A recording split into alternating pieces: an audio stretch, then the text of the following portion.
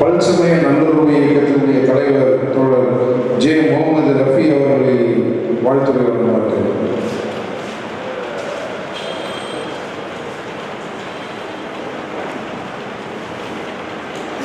சாந்தியும் சமாதானமும் உங்கள் மீதும் என் மீதும் நிலவட்டுமாக. இறைவனை புகழ்ந்தவனாக தந்தை பெரியார் திராவிட கழகம் டிஸ்கோ காஜா அவர்களுக்கு கடந்த 35 ஆண்டு காலமாக மேடை அலங்காரம் செய்ததை பாராட்டியும், கொரோனா காலத்திலே பல்வேறு சமூக சேவைகளை பாராட்டியும் ஒரு பாராட்டு விழா நடத்தியதற்கு தந்தை பெரியார் திராவிட கழகத்துக்கு இந்த நேரத்தில் பாராட்டையும் நன்றியையும் தெரிவித்துக் கொள்கிறேன். டிஸ்கோ காஜா ஒரு சமுதாய மக்கள் மட்டுமல்ல,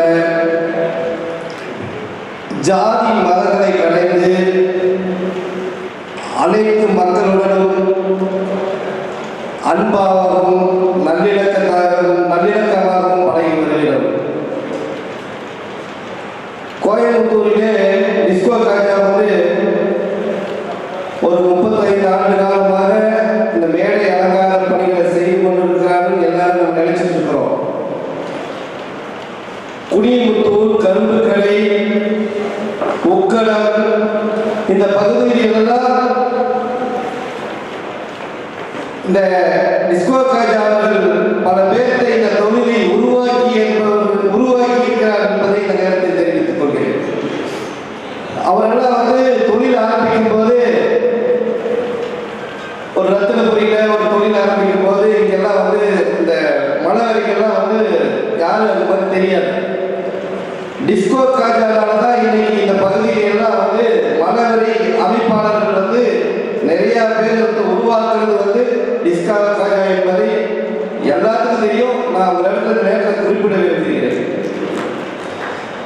எப்பவுமே எங்க அப்பா சொல்லுவாரு, எனக்கு 94 எங்க அப்பா 94 சொல்லிட்டு இருப்பாரு, தம்பி நீ பேரெடு, முதல்ல எந்த தொழில் செஞ்சாலும் நீ பேரெடு, அதுக்கப்புறம் பணம் சம்பாதி அப்படின்பாரு. அது மாதிரி டிஸ்கோ காஜா கோயம்புத்தூர்ல அத்தனை மக்கள் இடத்திலும் அரசு அதிகாரி இடத்திலும் ஒரு நல்ல பேர் எடுத்திருக்காரு. அதனால இந்த நேரத்தில் அவரை பாராட்டுவதில் நான் பெருமகிழ்ச்சி கொள்கிறேன்.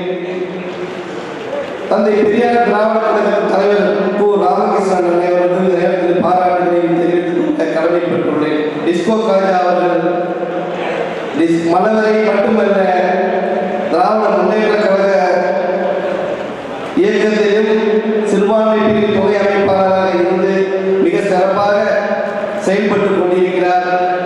திராவிட முன்னேற்ற கழகத்திலும் உயர்ந்த பதவிக்கு வர வேண்டும் என்றும், இந்த மலவரியிலே கோவையிலே மிக சிறப்பாக இன்னும் திராவிட முன்னேற்ற